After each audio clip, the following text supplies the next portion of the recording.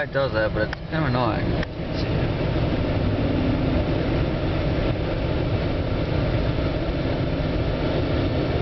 Temperature gauge is showing warm, so it's got